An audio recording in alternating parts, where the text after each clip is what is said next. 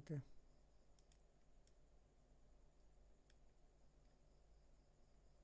দেওয়া লাগবে, দেখি চেক আপ করার জন্য দিলাম আর কি। ওকে, তো এবার আমরা জানবো প্রিপোজিশন হচ্ছে আমরা কি কি প্রিপোজিশন হতে পারে, সেই প্রিপোজিশনগুলো একটু এক চোখের পলকে আমরা পরিচয় হয়নি, তুমি ঝটপট জাস্ট খালি পড়ে ফেলবা।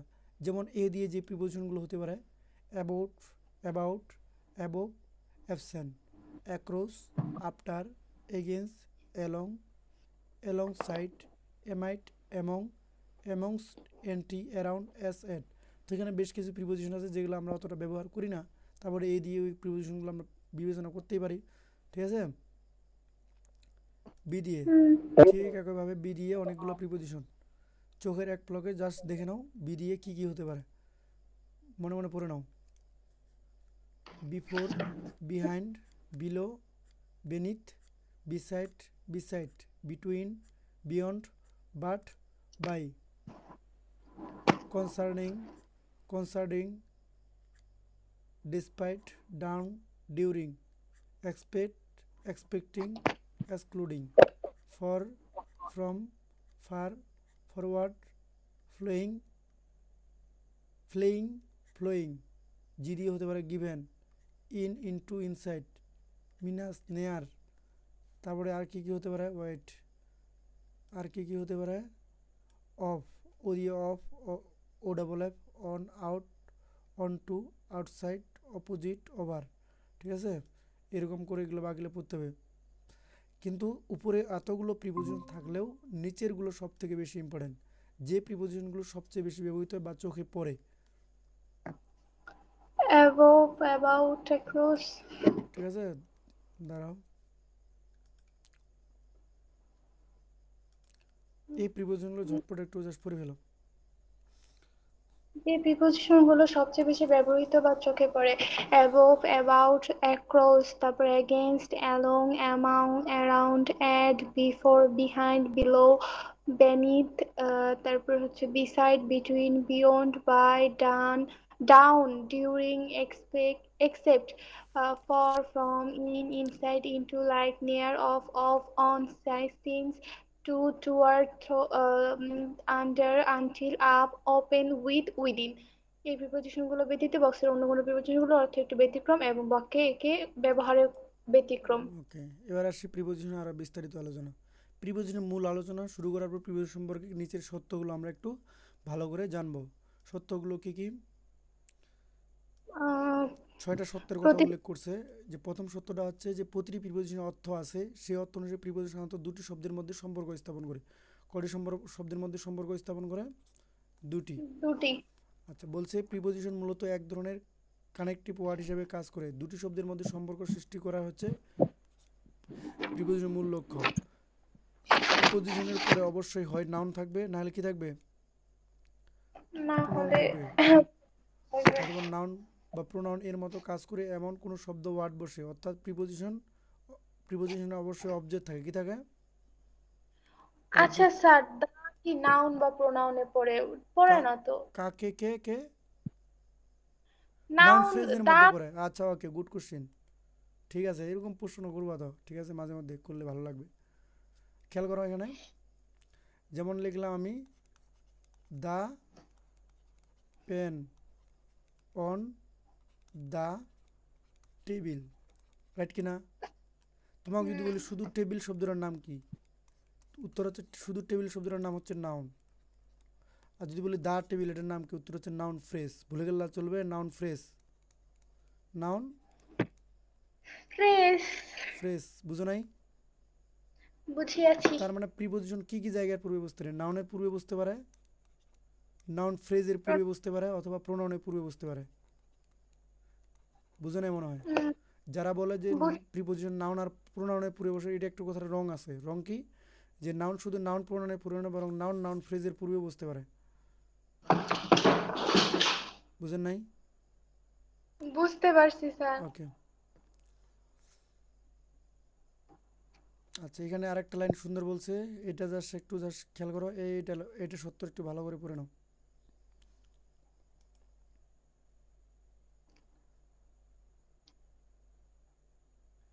প্রিপোজিশনের পরে verb, adjective, adverb, conjunction, interjection বসে না। প্রিপোজিশনের পরে ভার্ব, অ্যাডজেক্টিভ, অ্যাডভার্ব, কনজাংশন। আচ্ছা। ঠিক আছে, তার মানে শুধু বসতে পারে নাউন অথবা কে প্রোনাউন। আচ্ছা, হুম, তারপরে স্যার একটু দাঁড়ান তো।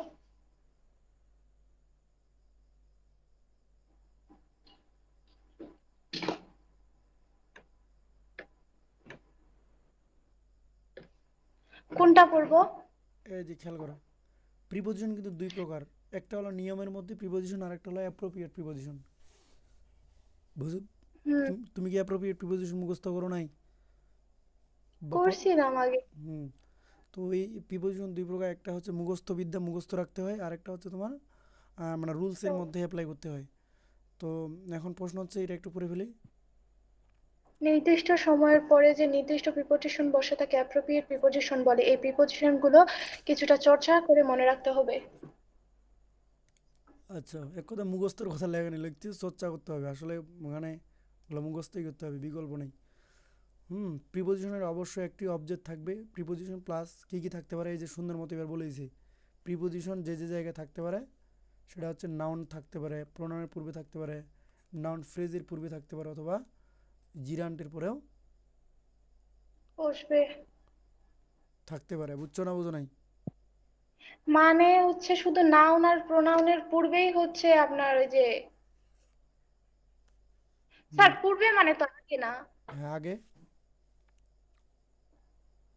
হ্যাঁ, ও অবশ্যই হ্যাঁ আগে। হ্যাঁ হ্যাঁ, ঠিকই তো হয়েছে। মানে শুধু নাউন আর প্রোনাউনের পূর্বে বসে, আর কোনো কিছুর পূর্বে বসে না। না না না, নাউন প্রোনাউন অথবা নাউন ফ্রেজ, কিছুক্ষণ আগে বুঝে আসলাম না। নাউন প্রোনাউন নাউন ফ্রেজ অথবা জিরান। জিরান ইজ ইকুয়াল টু তো নাউন, তাই না? হুম। জিরান ইজ ইকুয়াল টু কি নাউনের মতো কাজ করে না? হ্যাঁ। বিষয়টা বুঝতে হবে। এবার আসি প্রিপোজিশনের প্রকারভেদ। প্রিপোজিশন মূলত হচ্ছে চার প্রকার। কয় প্রকার? চার প্রকার। চার প্রকার। কী কী? একটা বলা হয়েছে simple preposition, double preposition, compound preposition, আর একটা হচ্ছে participle participle. Preposition. Simple preposition কোনগুলা, সেগুলো এখন জানবো। খেয়াল করো, বলা হয়েছে একটি ওয়ার্ডই হচ্ছে একটি প্রিপোজিশন। যে ওয়ার্ডটা একটাই ওয়ার্ড থাকবে সেটা হচ্ছে কি সিম্পল প্রিপোজিশন। প্রিপোজিশন। যেমন at, of, on, for, out, to, হ্যাঁ, among, between, by, in, since, under, এগুলো হচ্ছে কি প্রিপোজিশন? Simple preposition. আরেকটা বলেছে ডাবল প্রিপোজিশন। ডাবল প্রিপোজিশন কোনগুলা? যেমন খেয়াল করো, যেমন যেমন খেয়াল করো, দু। ইনটু। ইনটু এটা কি সিঙ্গেল না ডাবল? ডাবল। কীভাবে ডাবল? ইন একটা প্রিপোজিশন, টু একটা প্রিপোজিশন, দুইটা মিলাই হয়েছে কিন্তু একটা প্রিপোজিশন। অতএব এই প্রিপোজিশনের নাম হচ্ছে, ডাবল প্রিপোজিশন। বুঝছেন না বুঝেন নাই? ঠিক দেখেন, উইথ একটা উইথের সঙ্গে ইন যুক্ত করা হয়েছে, আপ একটা আপের সঙ্গে টু, হ্যাঁ, অন একটা অনের সঙ্গে টু, ইন একটা প্রিপোজিশন, সাইড একটা প্রিপোজিশন, উইথ একটা প্রিপোজিশন, আউট একটা preposition, out of, from, behind, out একটা প্রিপোজিশন, সাইড একটা প্রিপোজিশন আলাদা। তো এই ধরনের প্রিপোজিশনগুলোকে বলা হচ্ছে কি ডাবল ডাবল প্রিপোজিশন। প্রিপোজিশন। তারপর একটা আছে হচ্ছে কম্পাউন্ড প্রিপোজিশন। কি নাম? Compound preposition. আচ্ছা, ওকে, এবার জানবে হচ্ছে কম্পাউন্ড প্রিপোজিশন। হ্যাঁ, কম্পাউন্ড প্রিপোজিশন কোনগুলা ভালো করে খেয়াল করো। প্রিপোজিশন নয় এমন ওয়ার্ডের সাথে প্রিপোজিশনের সংমিশ্রণ ঘটে তাকে কম্পাউন্ড প্রিপোজিশন বলে। যেমন according to, according to, along with. তে অ্যাকর্ডিংটা তো আর প্রিপোজিশন না, প্রিপোজিশন কি? না। হ্যাঁ, প্রিপোজিশন না, বাট এই অ্যাকর্ডিং এর সঙ্গে সারা জীবন বসবে একটা টু। অ্যাকর্ডিং এর সঙ্গে সারা জীবন বসবে কি একটা টু টু। বসবে। তো এই ধরনের প্রিপোজিশনগুলোকে বলা হচ্ছে কম্পাউন্ড প্রিপোজিশন। Compound preposition. বুঝো নাই মনে হয় নাকি? বুঝতে পারছি, মানে আচ্ছা, হচ্ছে এক কথার সাথে প্রিপোজিশন অ্যাড করছে, ওই অ্যাড করাতেই হচ্ছে এটা কম্পাউন্ড এই প্রিপোজিশন হয়ে কম্পাউন্ড গেছে। প্রিপোজিশনও আবার হচ্ছে দুইটা সেক্টর আমরা দেখতে পাই। একটা হলো টু ওয়ার্ড কম্পাউন্ড প্রিপোজিশন, আর একটা হলো থ্রি ওয়ার্ড কম্পাউন্ড প্রিপোজিশন। যেমন এখানে যদি বলি অ্যাকর্ডিং টু, এখানে কয়টা ওয়ার্ড? দুইটা। দুইটা। অন্যদিকে থ্রি ওয়ার্ড কম্পাউন্ড প্রিপোজিশন কোনগুলো? যেমন এটা অন বিহাফ অফ, মানে তিনটা ওয়ার্ডের সম্মানে যে প্রিপোজিশনটা গঠিত সেটা হলো compound preposition. Three three word compound preposition, তিনটা ওয়ার্ড, রাইট কিনা? যেমন in front of, in aid of, compound preposition. কি preposition? Compound compound preposition, preposition. But তিনটা ওয়ার্ড আছে। কয়টা ওয়ার্ড আছে? তিনটা ওয়ার্ড আছে। তিনটা ওয়ার্ড আছে। সামনে আগাই। এবার বলছে পার্টিসিপল প্রিপোজিশন, কি নাম? Participle preposition. পার্টিসিপল প্রিপোজিশন, যে প্রিপোজিশনের শেষে আইএনজি, ইন, ইডি থাকে তাকে বলা হচ্ছে পার্টিসিপল প্রিপোজিশন। যেমন কনসার্ডিং, ডিউরিং, গিভেন, মনে রাখবা, ঠিক আছে? প্রোভাইডেড, রিগার্ডিং, ইডি, এই যে ইডি, ইএন, আইএনজি যদি যুক্ত থাকে তাহলে সেগুলোর নাম হচ্ছে পার্টিসিপল প্রিপোজিশন। যেমন হি ওয়েন্ট এ হান্টিং, এখানে এর পরিবর্তে অন বসানো যেতে পারে। যাও, এবার এইগুলা না, এখানে আসেনি, এখানে পরে আসতেছি। এতটুকু পর্যন্ত বুঝতে পারছো কিনা পার্টিসিপল পর্যন্ত? হ্যাঁ বুঝছি। এবার নিচে একটু বেসিক ইনফরমেশন। কিছু প্রিপোজিশন আছে যেগুলোর নাম হচ্ছে ইররেগুলার প্রিপোজিশন, মানে লুকায়িত থাকবে, মানে আমরা চাইলেও প্রিপোজিশনের পরিবর্তে অন্য কিছু ব্যবহার করতে পারবো, এরকম বুঝাইছি আর কি। যেমন এটাকে বলা যেতে পারে যে ডিসগাইস্টেড প্রিপোজিশন, অর্থাৎ ছদ্মবেশী অবস্থান। কি নাম? ছদ্মবেশী অবস্থান। যেমন he went a hunting, he went আ হান্টিং, তোমাকে যদি বলি এখানে একটা প্রিপোজিশন বলতে হবে, প্রিপোজিশনের নাম কি? We want hunting. We went to hunting, সে গিয়েছিল হান্টিং, খোঁজ করতে, ঠিক আছে?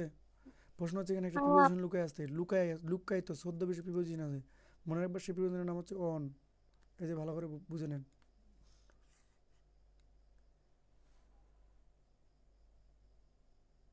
হুম। হি ওয়েন্ট এ বিগিং, এখানে এর পরিবর্তে আমরা কি বসাতে পারি? On on. বসাতে পারি। হি আর্ন 100 টাকা এ ডে, এখানে এর পরিবর্তে আমরা অন বসাতে পারি, অন ডে। 7 o'clock, তাহলে 7 o'clock কীভাবে বসাতে পারি? তো এই ধরনের প্রিপোজিশনগুলো একটু ছদ্মবেশে লুকায় থাকে। হুম, আচ্ছা স্যার, আমার হচ্ছে এমন কয়েকটা প্রিপোজিশনের কথা বলতে যেগুলো আমরা নর্মাল ডেতে ইউজ করি বা যেগুলো আমাদের লাগেই। এমন প্রিপোজিশন লাগে, এগুলো তো বললাম কোনগুলা, সেগুলো হচ্ছে এইগুলা, যেগুলো মাস ছেড়ে দেওয়া যাবে না কোনোভাবেই, সেগুলো হচ্ছে এইগুলা প্রিপোজিশন। এই প্রিপোজিশনগুলো তুমি অলরেডি ক্লাস 6 থেকে 10 পর্যন্ত পরিচিত হয়ে আসছো। উত্তর হচ্ছে এইগুলা: above, about, across, against, along. আমরা এই প্রিপোজিশনগুলোর এখন রুলসগুলো জানবো।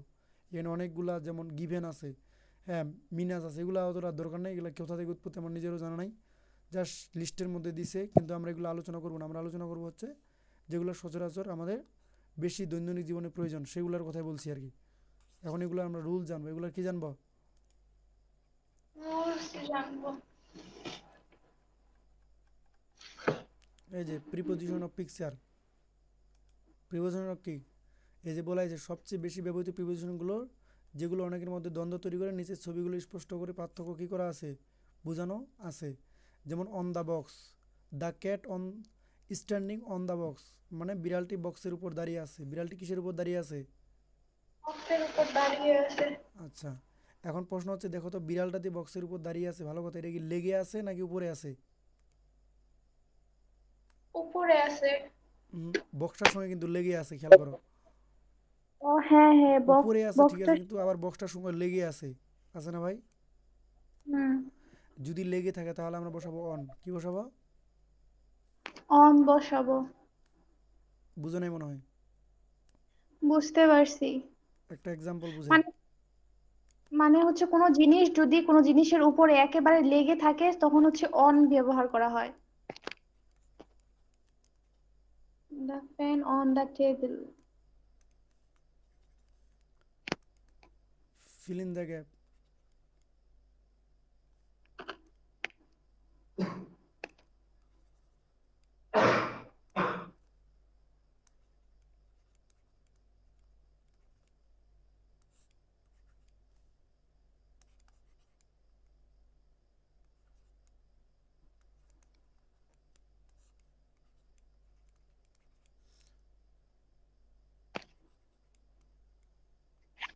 অপশন বলে দিলাম, এটা এ নাম্বার, এটা বি নাম্বার, অপশন বলে দিলাম, ঠিক আছে? যে অ্যাবভ হবে নাকি হচ্ছে তোর অন হবে, কোনটা কোনখানে বসাবো প্রশ্ন। The fan dash my head, the the can কেন লিখছি আমি, দ্য ক্যাব হবে cab, the cab dash my head. The fan above my head, the cap on my head. এখানে অ্যাবভ দিব, কেন দিব বলো তো? কারণ ফ্যান তো আর মাথার সঙ্গে লাগায় রাখা যাবে না, যাবে কি? মাথা থেকে অবশ্যই হুম, মাঝখানে কিছুটা ফাঁকা থাকবে। বুঝো না মনে হ্যাঁ, হয়? কি ফ্যানটা কি তুমি বুঝতে যদি পারছি। এখানে, এখানে যদি তুমি অন দাও, তার মানে এটা দ্বারা কি বোঝাচ্ছে? ফ্যানটা তোমার মাথার সঙ্গে লেগে আছে। এখন ফ্যান কি মাথার হুম, সঙ্গে লেগে রাখা যায়? না। আচ্ছা, পরের সেন্টেন্সটা দিয়ে খেয়াল করো, the cap on my head. তার মানে এখানে আমরা অন, ক্যাপ মানে টুপি, টুপিটা তো মাথার সঙ্গে লেগেই থাকে সাধারণত, রাইট কিনা? হুম, ওকে, এই জিনিসটা বোঝানো হয়েছে। তাহলে এবার আমরা পড়ে ফেলি একটু। এই যে দেখতে পাচ্ছ বিড়ালটি একটু কিন্তু বক্স থেকে উপরে, তাহলে আমরা বলতে the cat is jumping above the box. তো বিড়ালটি বক্সের উপর দিয়ে লাফ দিচ্ছে, পরে পরে ফেলতে হবে, হ্যাঁ। Next, over. এবার বিড়ালটি কি এক বক্সটা এপার থেকে ওপার যাচ্ছে, তাহলে এই অবস্থা আমরা কি বলবো? Over. The cat over. Jump over the box and sit by window. বিড়ালটি বক্সের উপর লাফিয়ে জানালার পাশে গিয়ে বসেছিল। মানে আছে না যে আমরা একটা একটা বক্স বা একটা যে কোনো কিছু লাফ দিয়ে এপার থেকে ওপার চলে যায়, তাহলে এইরকম যদি বুঝাই এপার থেকে ওপার, তাহলে আমরা কি বুঝাবো? তাহলে হচ্ছে ওভার বুঝাবো। ওভার। তাছাড়া বলছে উপর দিয়ে গতিশীল অবস্থা বুঝালে, উপর দিয়ে কি বুঝালে? গতিশীল অবস্থা বুঝাইলে। গতিশীল মানে ওই জাম দিচ্ছে, মানে ওকে স্থির হয়ে থার হয়ে আছে নাকি জাম দিচ্ছে, লাভ দিচ্ছে। নড়াচড়া করতেছে, রাইট কিনা? যদি গতিশীল বুঝায় তাহলে হবে ওভার। Next, near. নিয়ার শব্দের অর্থ কি? কাছে। যদি দূরত্বের দিক দিয়ে খুব কাছে হয়, দূরত্বের দিক থেকে যদি কি হয়, খুব কাছে হয়। তাহলে আমরা বসাবো নিয়ার। যেমন the cat is sitting near the box waiting for food. বিড়ালটি খাবারের প্রত্যাশা বক্সটির পাশে কি ছিল? খুব বসেছিল। কাছে ছিল। খুব পাশে বসেছিল। তাহলে আমি বলছিলাম হুম, বিসাইড। বিসাইড বলছে একবারে পাশে বোঝাতে। বিসাইড মানে কি? নিয়ার মানে একেবারে কাছে, খুব কাছে, আর বিসাইড মানে হচ্ছে পাশে। পাশে, একবারে পাশে বোঝাতে। The cat is sitting still beside the box. বিড়ালটি বাক্সের পাশে স্থির হয়ে বসে আছে। বিহাইন্ড মানে কি আমি বলতো? বিহাইন্ড মানে পেছনে। পিছনে। যেমন এই বিড়ালটি বাক্সটার পিছনে, দেখো কত সুন্দর, ঠিক আছে? খেয়াল করো, দ্য বিহাইন্ড মানে পিছনে। The cat is peeking out behind the box. বিড়ালটি বাক্সের পিছন থেকে উকি দিচ্ছে। Next, under. আন্ডার মানে কি? নিচে। খেয়াল করো কত চমৎকার এক্সাম্পল, পিকচারের সাহায্যে বুঝাইছি। আন্ডার মানে নিচে। এটা বিড়ালটি the cat has been the press under the কি বক্স। হ্যাঁ বলেন। বলতে, এটা কি নিট বুকের এক্সাম্পল? হ্যাঁ, নিট নিট। যা পড়াচ্ছি তোমার সব কিছু নিট থেকে পড়াচ্ছি। মারাত্মক একটা বই। হ্যাঁ, আশা করি বুঝছো। বুঝছি। In front of. এবার বসানো বলানো হয়েছে in front of. In front of মানে কি? ইন ফ্রন্ট অফ মানে হচ্ছে একেবারে সামনে। একেবারে কি? The cat is setting in front of the box and thinking something. বিড়ালটি বাক্সের সামনে বসে কিছু ভাবছে। তাহলে ইন ফ্রন্ট শব্দের অর্থ কি? সামনে। ইনফ্রন্ট শব্দ হচ্ছে সামনে। ইন মানে কি? ইন মানে ভেতরে। কোনো কিছু যদি ভিতরে অবস্থান করে, ভিতরে ভিতরে ভিতরে, তাহলে আমরা বলবো কি? ইন। দেখো বিড়ালটি কিন্তু বাক্সটার ভিতরে, বিড়ালটি এখন বাক্সের ভিতরে, অতএব ইন। ইনটু কখন বসবে? ভিতর দিকে গতিশীল অর্থে। ভিতর দিকে কি অর্থে? গতিশীল থাকলে। বিড়ালটি বাক্সের ভিতর দিয়ে যাওয়ার চেষ্টা করছে, মানে তিনি বসে নাই, তিনি যাওয়ার ওখানে চেষ্টা করতে, ভিতরে যাওয়ার কি করতেছে? চেষ্টা করতে। হ্যাঁ, বুঝো নাই? বুঝতে পারছি। যেমন এখানে লিখলাম ফর এক্সাম্পল,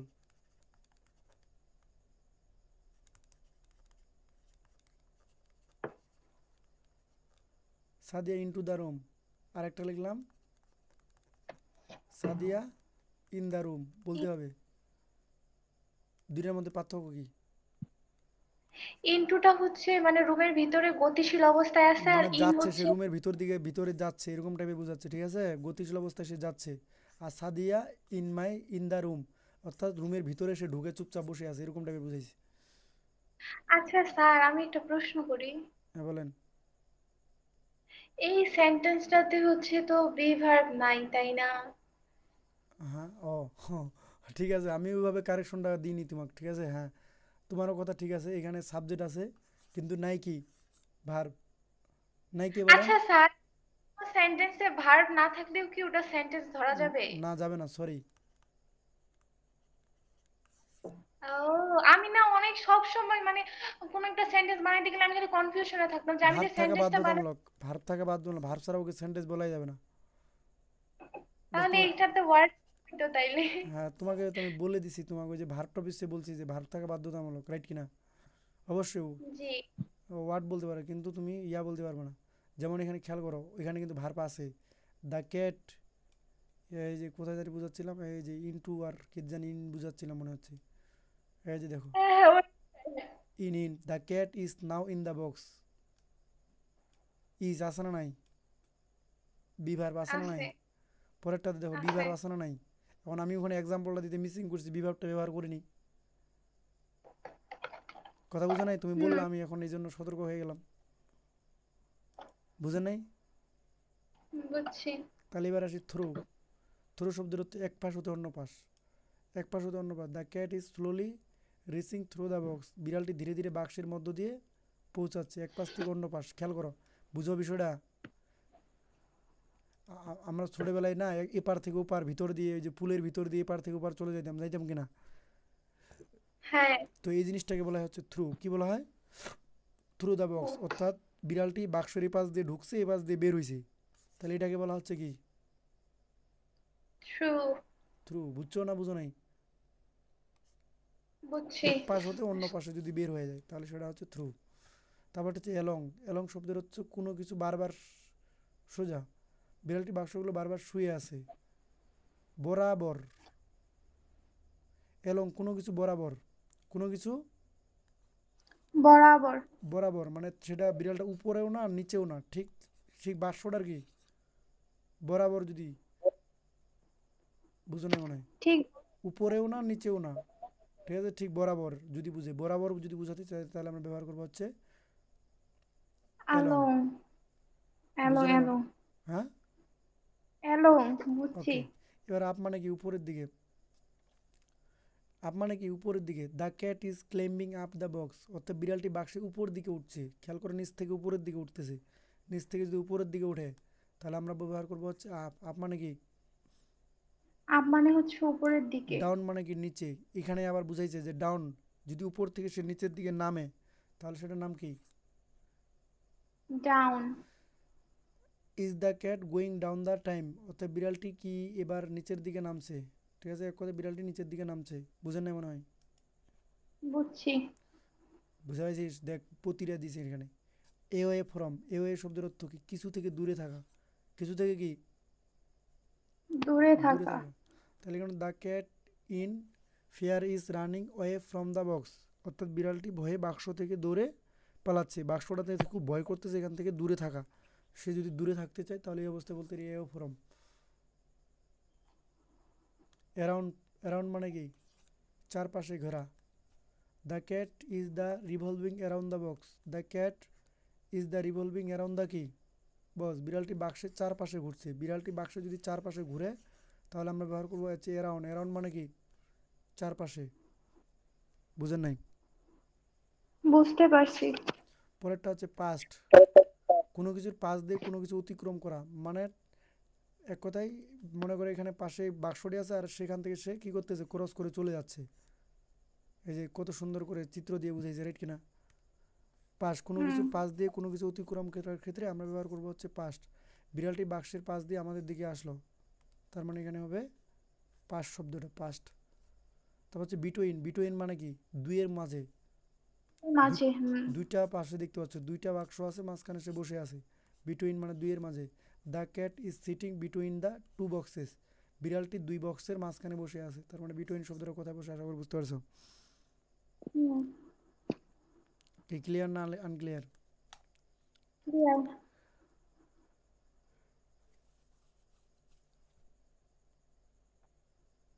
এখানে কি বলছে খেয়াল করো,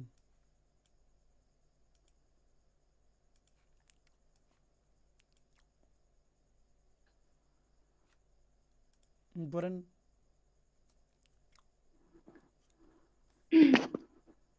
অনেক নিয়ম জানলেও মাঝে মাঝে সঠিক প্রিপোজিশন বসানো সম্ভব হয় না। এক্ষেত্রে বাংলা বিভক্তির সাথে প্রিপোজিশনের সম্পর্ক নিরূপণ করতে পারলে অনেক ক্ষেত্রে সঠিক যেমন প্রিপোজিশন ওকে, বসানো। ওকে ওকে, টু, টু মানে মনে রাখবা টু।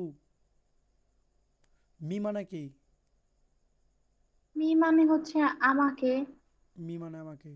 ঠিক আছে, it was just given to me, পরিচালকের পক্ষ থেকে আপনাকে ফুলগুলো দেওয়া হয়েছিল। It was just given to, এটার বাংলা তো উপরে। ও সরি সরি সরি, আমি ভুল বলছিলাম। নিচে কি বানানো বুঝুন বলছি আমাকে, কি ব্যাপার? এটা শুধু আমি আমাকে তো দেওয়া হয়েছিল, আমাকে। তাহলে এখানে আপনি আপনাকে কেন বলবো? হ্যাঁ ওইটাই তো ভাবতেছি। পরেরটা দেখো, ইউ মানে তুমি, দুই বলে টু ইউ। যদি বলি টু ইউ। ইউ মানে তুমি, এটা তো জানি নাকি? হুম। ইউ মানে হচ্ছে কি? তুমি। আর টু ইউ মানে কি জানো? কি? এই যে আমরা বলি না হ্যাপি বার্থডে টু ইউ বলি না? হ্যাঁ। তো এখানে দেখো ইউ এর সামনে কিন্তু টু আছে, তাহলে টু ইউ মানে কি? ইউ মানে তুমি, বাট টু ইউ মানে কি? টু ইউ মানে হলো তোমাকে। টু ইউ মানে কি? ও, হ্যাপি তোমাকে। হ্যাপি বার্থডে টু ইউ কেন বলি? টুটা কই থেকে আইলো ভাই? যদি বলি হ্যাপি বার্থডে ইউ, সমস্যা কোথায়? তাহলে আমি আমি হ্যাপি বার্থডে টু ইউ কেন বলি? এখানে ইউ মানে তুমি, বাট টু ইউ মানে কি? তোমাকে। তোমাকে। বুঝেন নাই? বুঝেছি। তার মানে টু দ্বারা কে কে কে বিভক্তি বুঝাইছে, কে। যদি আমি বাংলা ব্যাকরণ একটু কম বুঝি, তারপরে একটু বলে দিতে পারি বাংলার ক্ষেত্রে, যে টু ইজ ইকুয়াল টু আমরা বলতে পারি কি? কে। টু ইজ ইকুয়াল টু কি? কে? যদি বলি বুক, বুক মানে কি? বই। বই। টু বুক, বইকে। বইকে। বুঝেন নাই? ও, বুঝেছি। যেমন এখানে গেলা it was just given to me. আচ্ছা পরেরটা খেয়াল করো, অন বিহেল্প of the director the flower were given to you. এবার মনে রাখতে হবে যেসব, আচ্ছা এখানে বাংলা অর্থ দেওয়া আছে মেবি। পরিচালকের পক্ষ থেকে আপনাকে, আপনাকে কে, যে কে, ফুলগুলো দেওয়া হয়েছিল, এখানে কে বিভক্তি লক্ষণীয়। পরেরটা দিকে খেয়াল করো, অন বিহেল্প অফ দ্য ডিরেক্টর। আচ্ছা এটা তো ওই সেন্টেন্সটা নাকি? ঠিক আছে, আশা করি বুঝতে পারছি। আর এখানে আবারও বলছে কে অথবা রে অর্থ হওয়া পারে, কে অথবা রে, কে রে এর বিভক্তি নামে যেখানে প্রিপোজিশন টু বসে। কি বসে? টু বছর। স্যার, ঢাকা বিশ্ববিদ্যালয়ে নোটিশ দিছে। কি দিছে? বিউনিটের মানবিকের আসন কমেছে, বিজ্ঞানের আসন বেড়েছে। তাই নাকি? আবেদন আবেদনের যোগ্যতা হচ্ছে অপরিবর্তিত, মানে আগে যে ছিল না, বিজ্ঞান বিভাগের ন্যূনতম 8 থাকতে হবে, তারপর মানবিক ও ব্যবসায় হচ্ছে ন্যূনতম তার হচ্ছে। মানে এক কথায়, সহজ কথায় সিট বাড়াই দিল বিজ্ঞানের জন্য নাকি? জি জি জি। এটা তো চালাকি করলো সেকেন্ড তাহলে। টাইম তো। সিট কত দাঁড়ান লাগে দাঁড়ান বাড়াইলো আল্লাহ জানে। দাঁড়ান স্যার, আরো কিছু দিছে, আমিও একটু পড়ি। এটা কি আসলে ফেক আহ, না রিয়েল? কই থেকে দিয়ে পড়ছিস না, আল্লাহ জানে। এটা রিয়েল স্যার, এটা ডিরেক্ট ঢাকা বিশ্ববিদ্যালয় থেকে পাবলিশড হয়েছে।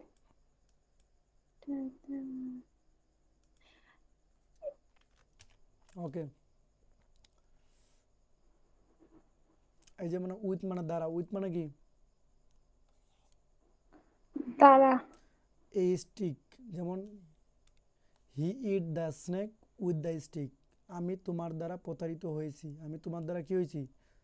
মানে তোমার দ্বারা প্রতারিত। শব্দ ধরে বোঝাতে চাই, তাহলে দ্বারা অর্থে আমরা ব্যবহার করবো হচ্ছে উইথ। কি ব্যবহার করবো? উইথ। বাই মানেও কিন্তু উইথ। আবার দ্বারা। বাই শব্দের অর্থ কি? দ্বারা। দ্বারা। এখন প্রশ্ন হচ্ছে কোথায় আমি উইথ বসাবো আর কোথায় আমি বাই বসাবো।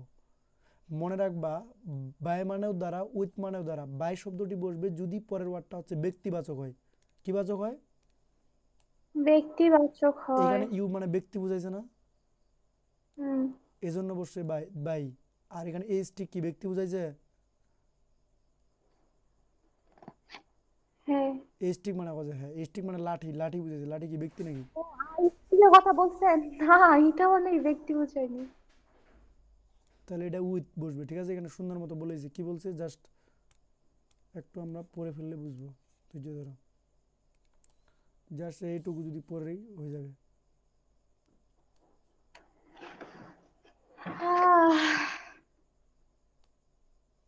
মনে রাখতে হবে যেসব বাক্যের দ্বারা বা দিয়ে অর্থ দিবে সেখানে প্রিপোজিশন উইথ অবলিক বাই ব্যবহার করতে হয়। সাধারণত প্রিপোজিশন ছাড়া বাই বসে পার্সনের ক্ষেত্রে বসবে বাই, পার্সনের ক্ষেত্রে বসবে কি, সরি, বাই।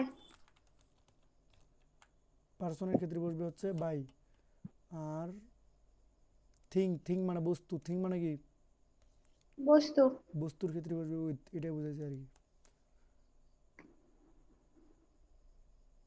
আচ্ছা, এবার পরেরটা দেখো, নমুনা 3, জন্য জন্য জন্যর ইংলিশ কি?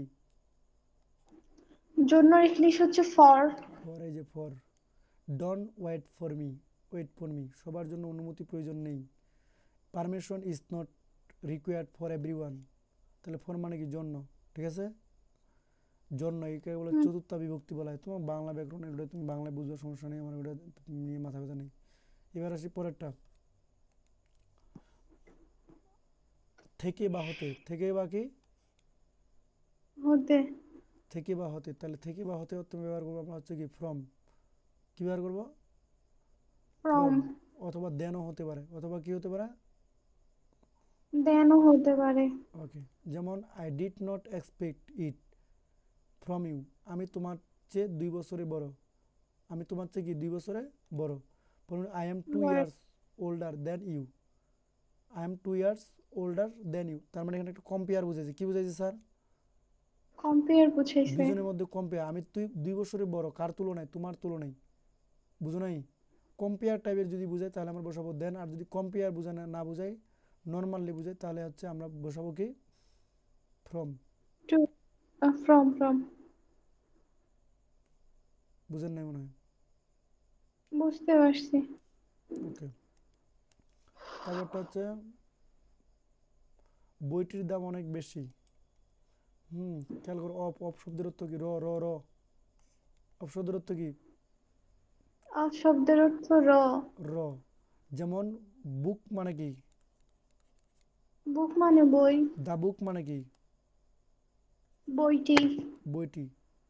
আর যদি বলি অফ দা বুক, বইয়ের। বইটির বা বইয়ের, পারা যাবে। ও হ্যাঁ, বইটি। র যেহেতু অফ। হ্যাঁ হ্যাঁ হ্যাঁ, অফ, এই যে, ও শিট।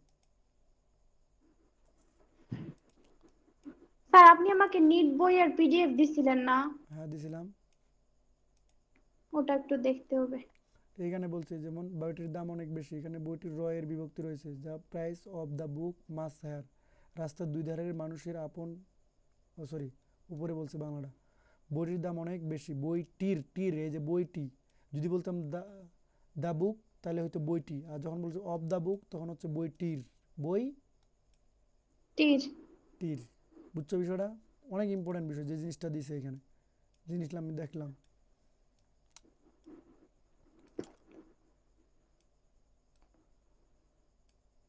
আচ্ছা, এবার আরো আরো আসি, ছোট স্থান বোঝাতে, ছোট স্থান বোঝাতে ব্যবহার হয় কি জানো, অ্যাট। কি? কি ব্যবহার হয়, অ্যাড ব্যবহার হয়। একটা একটা জিনিস তোমাকে মানে এখন প্রশ্ন করবো, কোশ্চিন।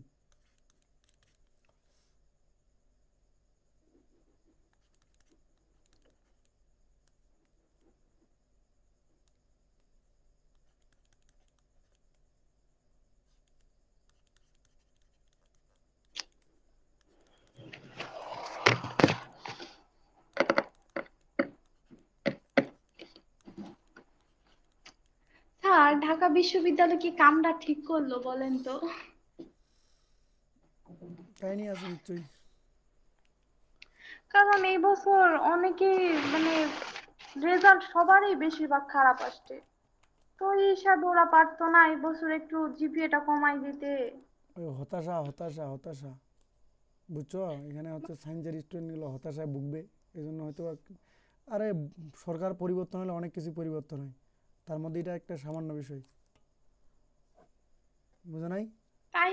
একদম হঠাৎ করে বেশি বেশি হয়ে গেছে। দেখেন এটা যদি হচ্ছে 2-3 বছর, মানে 2-3 বছরে হচ্ছে আস্তে আস্তে করে ডেভেলপ করতো তাইলে একটা আলাদা বিষয় ছিল। হঠাৎ করে এরকম করা মানে এগুলো কতগুলো স্টুডেন্ট উপরে চাপ পড়তেছে জানেন। যেদিন হচ্ছে আপনার এইচএসসি রেজাল্ট দেয়, আমার এক ফ্রেন্ড ওই হসপিটালে যাই খালি দেখতেছে বেশিরভাগ মানে এই এইচএসসি রেজাল্টের স্টুডেন্ট সুইসাইড করার ট্রাই করছে। আহ, হুম। আমি এখানে 3টা প্রশ্ন দিয়েছি, বলতে হবে এই 3টা প্রশ্নের কোন জায়গায় আমরা কি বসাবো। এখানে কি বসাবো, এখানে কি বসাবো, এখানে কি বসাবো, এখানে কি বসাবো। নর্মালি বলেই বা নাকি আমি, আচ্ছা বলো, সমস্যা নেই, ভুলভাল বললেও সমস্যা নেই, কারণ আমি বুঝাই দিব পরে। I live in Dhaka. Okay. I live, সব তো একই লাগতেছে।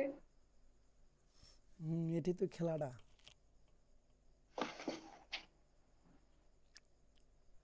আপনি বলেন, আমি বুঝতেছি না আসলে। ওকে, আমরা এখানে 2টা স্থান দেখতে পাচ্ছি, একটা ঢাকা দেখতে পাচ্ছি, একটা হলো বাংলাদেশ দেখতে পাচ্ছি, পাচ্ছি না? মনে রাখবা, দুটি স্থানের মধ্যে সব থেকে যেটা ছোট স্থান, ওই ছোট স্থানে পূর্বে বসে অ্যাট, কে বসে? অ্যাট। আর বড় স্থানের ক্ষেত্রে বসে কি জানো, ইন। তাহলে এখানে যখন 2টা স্থান আছে তখন আমি বসাবো কি, I live at Dhaka in Bangladesh. যখন একটা স্থান আছে তখন আমরা বসাবো কি, বড় হোক কিংবা ছোট হোক, অবশ্যই ইন বসাবো। ইন বসাবো। হুম। যদি একটা স্থান থাকে, একটা স্থানের নাম কটা উল্লেখ করা আছে 1 নাম্বার সেন্টেন্সে? যদি একটা স্থান থাকে তাহলে হচ্ছে ইন বসাবো। হ্যাঁ। আর যদি হচ্ছে দুইটা স্থান থাকে, দুইটা স্থানের মধ্যে যেটা ছোট সেটার আগে হচ্ছে অ্যাট বসাবো, যেটা বড় সেটার আগে হচ্ছে ইন বসাবো। হ্যাঁ, এখন খেয়াল করো, পরের 3 নাম্বার সেন্টেন্সে খেয়াল করো। বলা হয়েছে আই লিভ ড্যাশ আটুয়ারি, 3টা স্থান আছে, একটা আটুয়ারি, একটা পঞ্চগড়, একটা বাংলাদেশ, 3টা স্থান আছে না? তাহলে সব থেকে ছোট কে? সব থেকে ছোট হচ্ছে আটোয়ারি। তো এটা সব থেকে ছোট, এই জন্য বসাবো এখানে অ্যাট। তারপরটা কি বসাবো জানো? তারপর যতগুলো থাকবে প্রত্যেকটাতে বসাবো হচ্ছে ইন। বুঝিয়াছি। হ্যাঁ, এই জিনিসটা এখানে বোঝানো হয়েছে। ছোট স্থান বোঝাতে ব্যবহার করা হবে অ্যাট। কোনো স্থানের কাছে বোঝাতে, ঘড়ির সময় বোঝাতে ব্যবহার করবো আমরা অ্যাট। যেমন ইট ইজ 9 at 7 o'clock। তো কোনো স্থানের কাছে বোঝাতে ব্যবহার করবো হচ্ছে আমরা অ্যাট। যেমন she reach at the balcony when I background, সে বেলকনিতে পৌঁছেছিল যখন আমি ইশারা করেছিলাম। তারপর বলছি ইন, যে কোনো স্থান বোঝাতে ব্যবহার করে ইন। যেমন হি লিভ ইন আমেরিকা। দিনের কোনো সময় বোঝাতে, যেমন I will meet you in afternoon. ক্ষেত্র বোঝাতে, it is quite hosted in your life, এটি তোমার জীবনের ক্ষেত্র বিদ্বেষী বা বিপরীতমুখী। কোনো কিছুর মধ্যে বোঝাতে, শি ইজ ইন ট্রাভেল, সে সমস্যার মধ্যে রয়েছে, এরকম টাইপের যদি বোঝায়। তারপর হচ্ছে অন, কোনো কিছুর উপরে লেগে থাকা বোঝাতে, আমরা তো এটা পড়লামই, পড়লাম না? হুম। আচ্ছা, এখানে এখানে এই জিনিসটা ভেরি ভেরি ইম্পর্টেন্ট, অনেক আমার মনে হচ্ছে কেন জানি ভেরি ভেরি ইম্পর্টেন্ট, একটু ভালো করে নজর দাও, হয়তো বা কাজে দিয়ে দিতে পারে। সেটা হচ্ছে এই যে এখানে,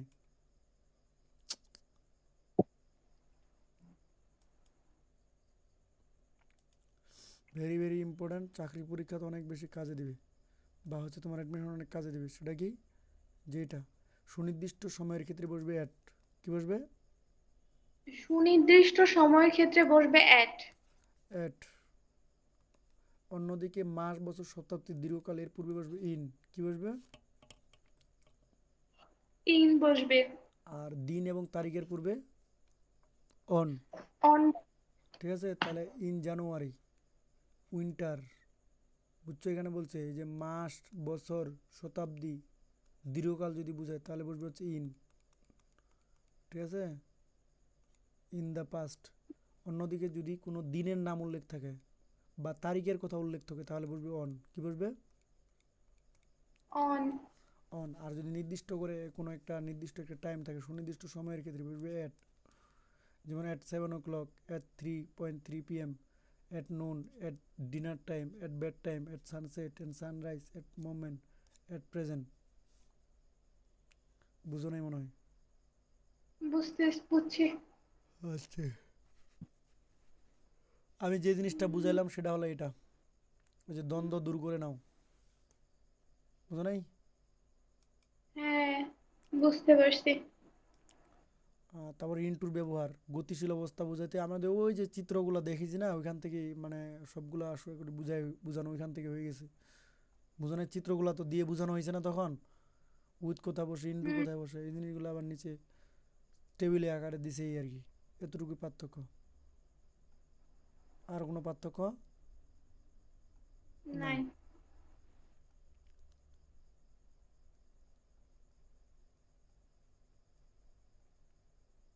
ওই চিত্র দিয়ে যে বুঝাইছে ওই জিনিসটাকে যা এখন খালি একটা টেবিলের মাধ্যমে বুঝাইছে টুকু।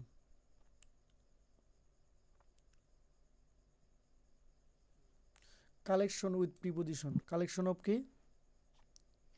প্রিপজিশন। কালেকশন এক ধরনের ফ্রেজাল ইউজ যেখানে দুই বা ততোধিক অধিক শব্দসমূহ সর্বদা একসাথে বসে। এই অংশে আমরা জানার চেষ্টা করব সবচেয়ে বেশি ব্যবহৃত কিছু প্রিপোজিশন এর সাথে ব্যবহৃত কোলোকেশন। এই অংশটি ভালো করে না বোঝার কারণে অনেক সময় অ্যাপ্রোপ্রিয়েট প্রিপোজিশন জানা সত্ত্বেও বিভিন্ন ফিলিং দ্য গ্যাপ সঠিকভাবে পূরণ করা কি হয় না, সম্ভব হয় না। যা কোলোকেশন বলা হয়েছে, কি বলা হয়েছে? কোলোকেশন মানে মিশ্রণ, সংমিশ্রণ। ফার্স্ট মানে শুরু, তাহলে এট ফার্স্ট মানে কি শুরুতে, মানে এট এর কোলোকেশন, বুঝো নাই? কার কার কোলোকেশন?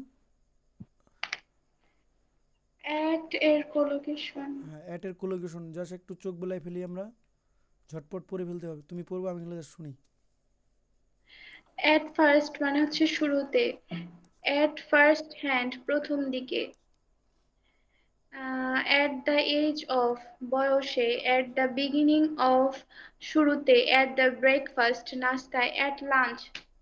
মধ্যাহ্নভোজ। অ্যাট মধ্যভোজ। অ্যাট দ্য বটম অফ নিচে। At the bus stop bus স্ট্যান্ডে। অ্যাট এটা কি? চার্চ মানে গির্জা, church. At church. At all cost. At down. At one desk. At the door. At first sight. At a glance. At a glance, At heart. At heart. At home মানে home. বাড়ি, At তাহলে last. At home মানে হলো বাড়িতে, ঠিক আছে পারা At যাবে। last. Hmm, at least, at loss, at school, at sunset সূর্য ডোবার সময়, অ্যাট দ্য টেবল টেবিলে, অ্যাট দ্য টাইম সময়ের সাপেক্ষে, অ্যাট দ্য টাইম মাঝে মাঝে, অ্যাট দ্য ট্যাপ অফ সর্বোচ্চ, অ্যাট ইউনিভার্সিটি বিশ্ববিদ্যালয়, ইউনিভার্সিটি মানে বিশ্ববিদ্যালয়, বাট অ্যাট ইউনিভার্সিটি মানে হচ্ছে বিশ্ববিদ্যালয় এ, বুঝলেন? অ্যাট দ্য উইকেন্ড সপ্তাহান্তে, অ্যাট ওয়ার্ক কাজের স্থানে, অ্যাট দ্য সিসাইড সমুদ্রের পাশে। ঠিক একইভাবে ইনের কোলোকেশন, ইন অ্যাকশন, এগুলো একটু পড়ে ফেলতে হবে, আমি পিডিএফটা দিয়ে দিব, নিজে পড়ে ফেলতে হবে। এবার আমি পড়াচ্ছি না, নিজে পড়ে ফেলতে হবে, আবার বলছি নিজে কি পড়ে ফেলতে, বুঝার কিছু নেই, সম্পূর্ণ মুখস্থ বিদ্যা এখানে। তারপরে চলে আসি অ্যাপ্রোপ্রিয়েট প্রিপোজিশন। অ্যাপ্রোপ্রিয়েট আমার কি মনে হয় স্যার জানেন, ভার্ব যেমন একটা সেন্টেন্সের জন্য অনেক বেশি ইম্পর্টেন্ট, প্রিপোজিশনও অনেক বেশি ইম্পর্টেন্ট। অবশ্যই, এই জন্য দেখলা যে প্রিপোজিশন আমাদের পরীক্ষা মাস বি আসে অনেক অনেক নাই, ভেরি ভেরি ইম্পর্টেন্ট, ঠিক আছে, অনেক ইম্পর্টেন্ট তো অবশ্যই। এখন আসি যে অ্যাপ্রোপ্রিয়েট প্রিপোজিশন। অ্যাপ্রোপ্রিয়েট প্রিপোজিশন কোনো রুলস হয় না, আবার বলছে কোনো কি হয় না, রুলস হয় না। রুলস হয় না। তো এখানে মুখস্থ অর্থের সঙ্গে মিল রেখে কোন প্রিপোজিশনটা বলবে, এটা হলো এক প্রকার মুখস্থ বিদ্যা। যেমন অ্যাবাইড, অ্যাবাইড বাই, অ্যাবাইডের পরে বাই বসে, অ্যাবাইড বাই মানে কি, মেনে চলা। A man has to abide by. এখন এই বাইক কেন বসছে, কারণ অ্যাপ্রোপ্রিয়েট প্রিপোজিশন, বুঝে না জি, বুঝে। বুঝিয়েছি। ওকে, এরকম অ্যাপ্রোপ্রিয়েট প্রিপোজিশন আপনার মনে হয় প্রিপোজিশন যে টপিকস পড়ছিলেন তখন তো আপনার একাডেমিকে এগুলো পড়ানোর কথা ছিল বা পড়িয়ে দেওয়ার কথা পড়ছিলাম ছিল, পড়েন নাই নাকি? এগুলা। অনেকগুলা পড়ছি পড়ছেন? পড়ছি, মনে থাকে না যে। হ্যাঁ, বললাম যে হচ্ছে আমি পড়ছি কিন্তু এগুলা মনে থাকে না অনেকগুলা। আর এমনি অনেকগুলা, আজকাল রাইট। লেখার অবস্থায় আছি। হ্যাঁ এগুলা মাস্ট বি একটু দেখবা কতগুলো আছে দেখি, একটু খেয়াল করো, এখানে কমন উপযোগী আছে হচ্ছে সব মিলাই আমি যদি টানতে থাকি, মনে না হলে তো 200 হবেই।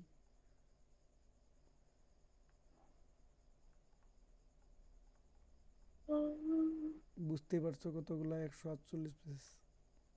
ও my god, oh my god, আরো যে কতগুলা হাল্লাই যায়, কেবল এল দিস আছে, এম, পি, এগুলোর হিসাব নাই। Q, RST UV WXY Z, এই যে জেড, ঠিক আছে, 360টা আছে, 60টা। 360টা। পড়ার সিস্টেম কি, just for Anurag, just for Anurag, just for Anurag, just for Anurag, এরকম করে 5 বার যদি পড়ো, তার মানে জেস্ট শব্দটা শোনার সাথে সাথে ফর শব্দটা তোমার মাথায় অটোমেটিক আসবে। জেস্ট কখনো টু, জেস্ট টু, এরকম মানে কাজে করবে না তোমার সেন্স। তোমাকে এই জন্য বারবার এখানে কি করতে হবে, পড়তে হবে, just for Anurag, just for Anurag, just for Anurag. বুঝছো না, বুঝো নাই? তুমি বুঝছি স্যার। এইগুলো অ্যাপ্রোপ্রিয়েট প্রিপোজিশন পড়বে। এছাড়াও তোমাকে আমি একটা অ্যাপ্রোপ্রিয়েট প্রিপোজিশনের লিস্ট দেখাচ্ছি, ঠিক আছে? এটাও স্যারের লেখা বই, বইটার নাম ছিল শিওর 60, ঠিক আছে? অ্যাওয়ার অফ সচেতন, এগুলো বিগত সালে বোর্ডে কত আসছে হিসাব করো। বুঝো না? মনে করো প্রিপোজিশনে 10টা থাকে, কয়টা থাকে? 10টা। তুমি যখন পরীক্ষা দিয়েছিলে 10টা থাকতো, ওই 10টার মধ্যে 5টায় আসতো কোথা থেকে জানো? অ্যাপ্রোপ্রিয়েট থেকে। প্রুফ, এই যে দেখো প্রুফ, দেখো 5টায় হুম। আসছে তোমার অ্যাপ্রোপ্রিয়েট থেকে। পরে দেখো চিটাগাং বোর্ড থেকে দেখো কটা আসছে, 7টায় আসছে অ্যাপ্রোপ্রিয়েট থেকে। বুঝছো না, বুঝো নাই? তো এই অ্যাপ্রোপ্রিয়েট প্রিপোজিশনগুলো অনেকগুলা, বোর্ড যতগুলো আছে এগুলো গোটাগুলো ফিনিশ করতে হবে। এখানে দেখতে হচ্ছে পেজ আছে 19টা, কটা আছে? 19টা। দেখো এগুলো নাম, 19। এই যে এই পর্যন্ত 18টা পেজ। এই 18টা পেজের প্রিপোজিশনগুলো মাসবি, চোখগুলো আজকেই, আজকে তো সময় নেই, কালকে। আচ্ছা ঠিক আছে স্যার।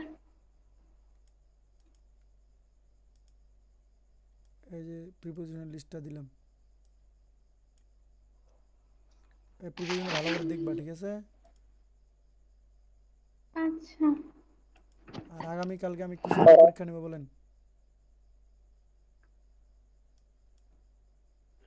আগামীকাল কি পড়াবেন? কিসের উপর পরীক্ষা নেব এটাই বলছিলাম। ও, প্রিপোজিশন। হ্যাঁ, অবশ্যই প্রিপোজিশনের উপর কি নিব, পরীক্ষা। পরীক্ষা নিব, মনে থাকবে? অ্যাপ্রোপ্রিয়েট হ্যাঁ। প্রিপোজিশনগুলো দিয়ে দিলাম, প্রিপোজিশন রুলসগুলো পড়াইলাম, ওগুলোও থাকবে। সব মিলে প্রিপোজিশন পর আগামীকালকে কি থাকবে, পরীক্ষা। প্রিপোজিশনের পর থাকতেছে কনজাংশন, ইন্টারজেকশন। কালকে 2টা টপিকে একটু ধারণা দিব, দিয়ে শেষ করে দেবো parts of speech. Parts of স্পিচের পর অন্য কোনো একটা টপিক আমরা শুরু করবো, ঠিক আছে? ও, ক্লিয়ার না আনক্লিয়ার? হুম? ক্লিয়ার। এখন কোনো কোশ্চিন আছে কিনা বলো। ক্লিয়ার। ঠিক আছে, আজকের ক্লাস আমরা এখানে